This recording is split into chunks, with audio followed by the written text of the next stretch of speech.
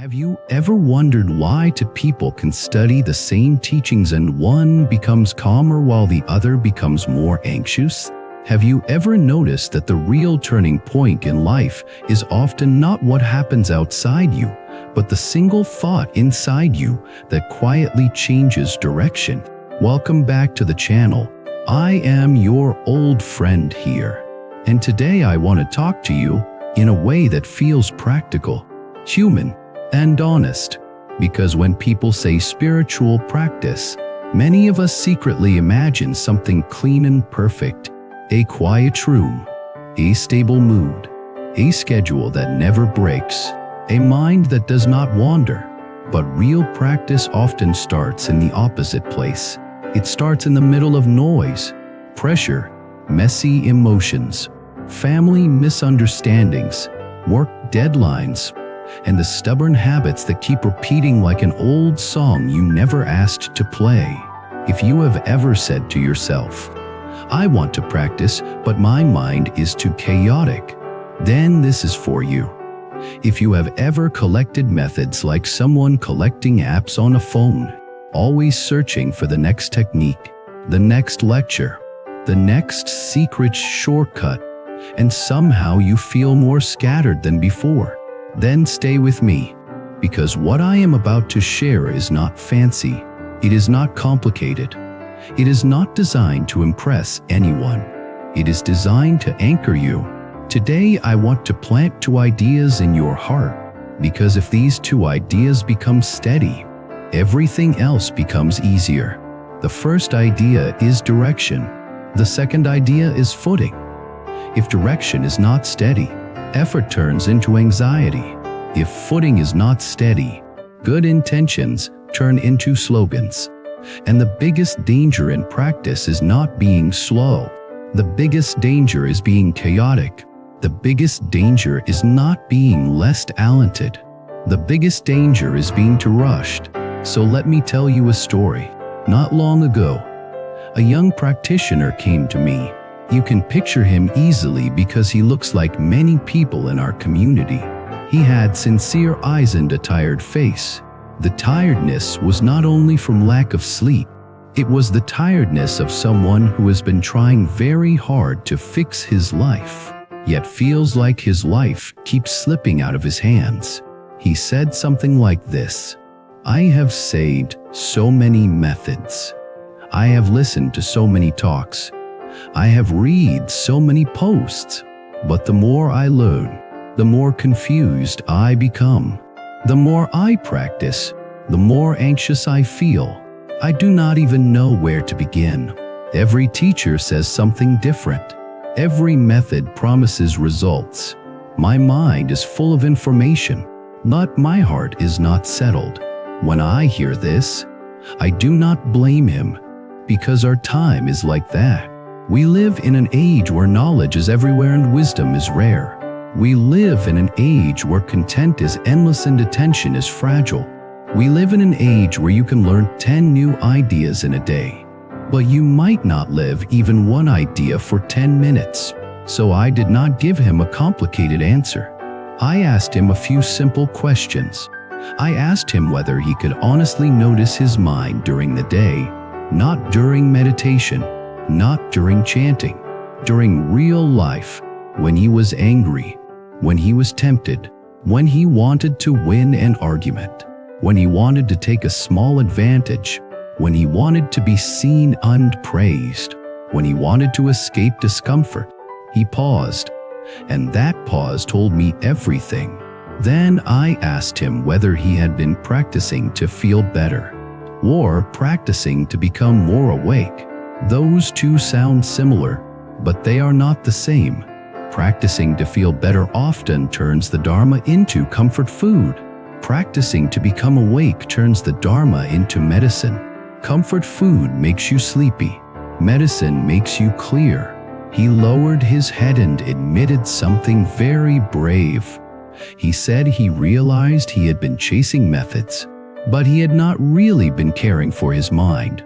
He had been collecting tools without building a foundation. He had been trying to decorate the roof while the ground was still shaking. This is where many people get stuck. Some people think spiritual practice means replacing life with a temple. They imagine they need a perfect environment, more free time, a supportive family, a peaceful job, and then they will begin.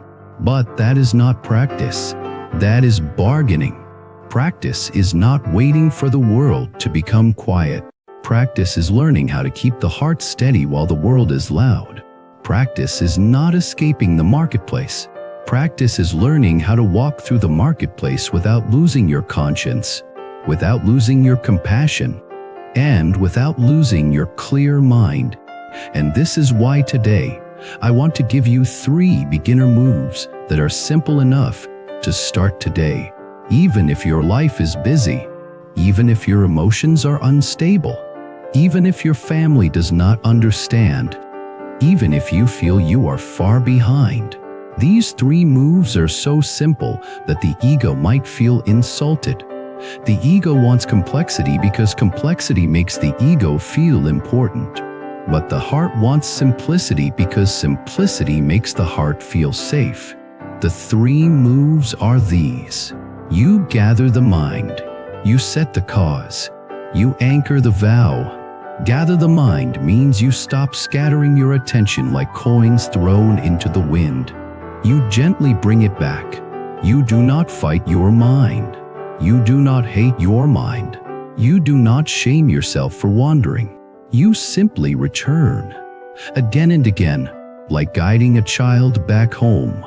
Set the cause means you stop demanding results while planting confused seeds.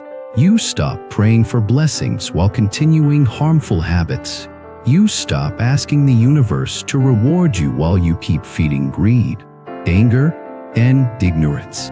You begin to respect karma, not as a threat, but as a law of reality that can protect you when you live with integrity. Anchor, the vow means you stop drifting. You stop practicing like a person rowing without a destination. You set a direction for your life, not an ego goal, but a vow that aligns your life with awakening, compassion, wisdom, and the wish to benefit others. Now let me make this real. Gathering the mind can be as small as 1 minute. Yes, 1 minute. Because if you cannot gather your mind for 1 minute, you will not gather it for 1 hour. If you cannot keep one small promise to your own heart, you will keep breaking larger promises too. So we start tiny, because tiny is honest. In the morning, before your phone, before the news, before your messages, before your tasks, use it or stand and you breathe. 1 minute. You feel the body. You feel the air. You notice the mind jumping around. And when you notice it, you do not panic. You simply return to 1 breath. If breath practice is not your style, you can use 1 short phrase, a sacred name, a mantra, a simple line that points your mind toward clarity. The purpose is not magic words. The purpose is an anchor. When your mind has an anchor, your day is different. You are not perfect. You still get irritated. You still get tired. You still get tempted. But the anchor creates a small gap between impulse and action. And in that gap, you gain freedom. Most people think freedom means getting whatever you want. But spiritual freedom means not being forced by whatever you feel. Spiritual freedom means your anger does not control your mouth. Your craving does not control your choices. Your fear does not control your future. That freedom begins with gathering the mind. Now the second move, setting the cause, is where many people avoid looking. Because setting the cause requires honesty. It requires you to admit that your life is not only happening to you, you are also happening to your life. Karma is not punishment. Karma is pattern. If you keep planting impatience, you keep harvesting conflict. If you keep planting resentment, you keep harvesting bitterness. If you keep planting deception, you keep harvesting distrust. If you keep planting generosity, you keep harvesting support. If you keep planting humility, you keep harvesting learning. So how do you set the cause in daily life without turning life into a moral performance, without becoming stiff, without becoming self-righteous, without becoming harsh? You do it with one question each day. What harm can I reduce today? That is it. Not what perfect goodness can I show the world. Not how can I impress anyone. Not how can I prove I am spiritual. Just what harm can I reduce today? Maybe you reduce harm by not speaking that sharp sentence you want to throw at someone. Maybe you reduce harm by not taking a small advantage that no one would notice. Maybe you reduce harm by not gossiping. Maybe you reduce harm by not feeding the addiction that you know is draining your life. Maybe you reduce harm by apologizing first, even if your pride hates it. Maybe you reduce harm by paying attention to your tone. When you reduce harm, you are cleaning the karma field. You are stopping new weeds from growing. And when fewer weeds grow, your inner peace has room to appear. Many people say they want peace, but they keep feeding the habits that destroy peace. They want calm, but they keep choosing stimulation. They want blessings, but they keep choosing shortcuts. They want good fortune, but they keep planting causes that create instability. This is why setting the cause is powerful. Now the third move, anchoring the vow, is the move that turns practice into a path. Because without a vow, practice becomes a hobby, and hobbies are easy to quit when the mood changes. A vow is different. A vow is like a compass. Let me tell you another story. An older lay practitioner once told me, "I have practiced for many years, but I feel I am not improving. I do my daily routine. I chant. I bow. I listen to talks. But I feel like I am still the same." So I asked him to simple things. "Do you dedicate your practice? Do you make vows?" He looked surprised, like no one had asked him that before. He said he was doing the routine, but he was not really making vows. He was not really dedicating, so I gave him an image. Practice is a boat, vow is direction. If you have a boat with no direction, it will drift. Even if the boat is strong, it will drift. If you have direction, even a small boat can reach the shore. He nodded slowly, and you could see something relax in his face, because he realized he had been working hard, but he had not set the heart. He had not aimed the life. This is also why a simple Pure Land practice can be so powerful for modern people. Not because it is an escape, but because it gives the mind an anchoring, gives the heart a direction. Some people misunderstand and think that calling a sacred name is running away from reality. But real practice does the opposite. It keeps you from being dragged by reality. It keeps you from drowning in your own thoughts. It keeps you remembering your home when your emotions try to exile you. If you choose that path, you do not have to argue about theories all day.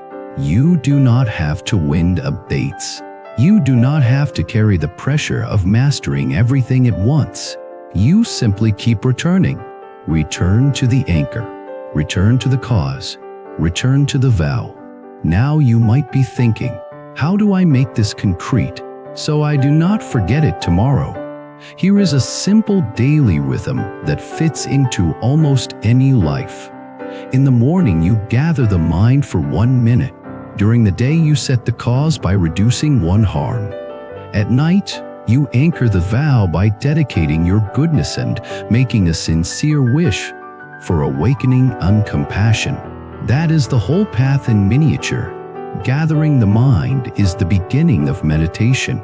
Setting the cause is the beginning of morality. Anchoring the vow is the beginning of wisdom and bodhifesta.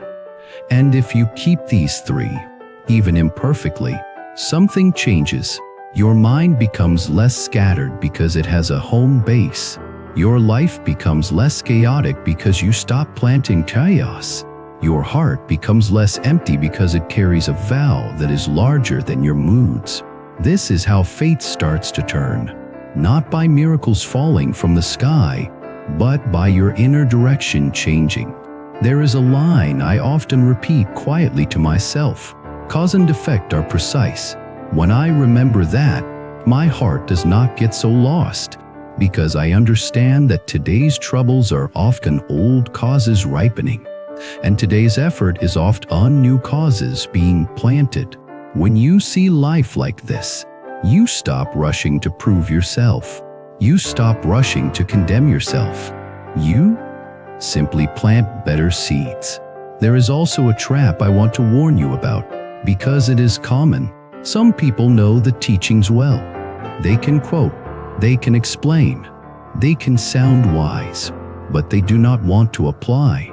They want the Dharma to soothe them, not to change them.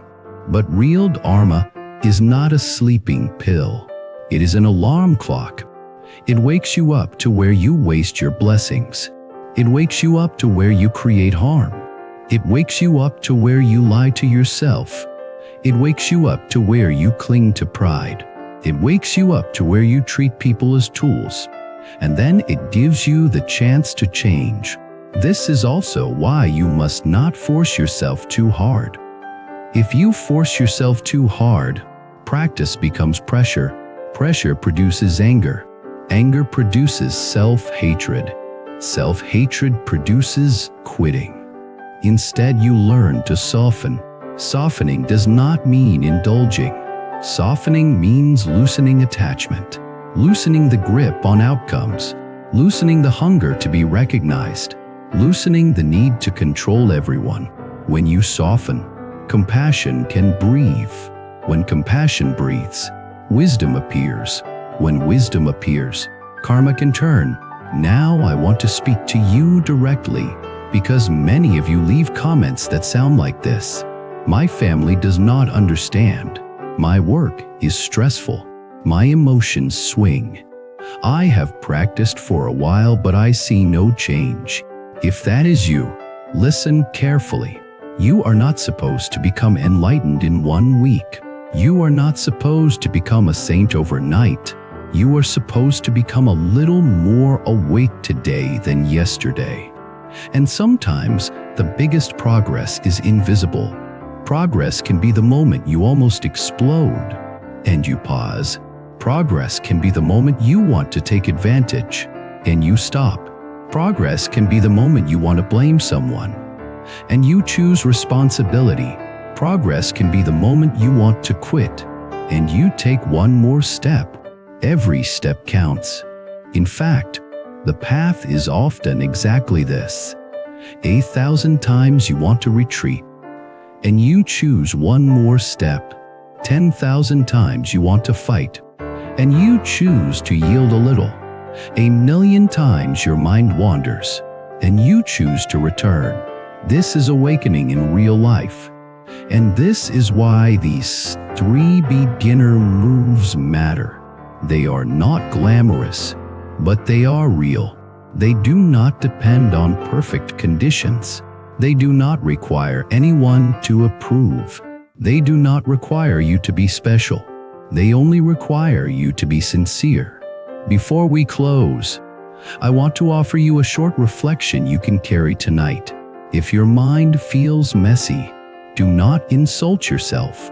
If your emotions feel heavy, do not label yourself as broken. If your practice feels inconsistent, do not call yourself hopeless. Just return. Return to one breath. Return to one clean intention. Return to one vow. And then do it again tomorrow. Now, here is the closing word I want to leave in your heart. Small practice, done steadily, becomes great power. If something in this message touched you, I invite you to write in the comments what habit you most want to change right now. And if you have experienced a moment where cause and effect became clear in your own life, share that story too. It might be exactly what someone else needs to hear today. If you want more long, deep, and practical content like this, subscribe to the channel, like the video, and leave a comment so I know you are here. Thank you for spending this time with me, and I will see you in the next one. There comes a time when you realize you want something that belongs just to you. Something that brings comfort and keeps you connected to your inner world. Wall-crafted bracelet does exactly that. Quietly, softly, and consistently. If you felt drawn to any bracelet in this video, you'll find the purchase link in the video description and many more auctions in the channel's storefront. Because sometimes the smallest item can bring the biggest sense of peace.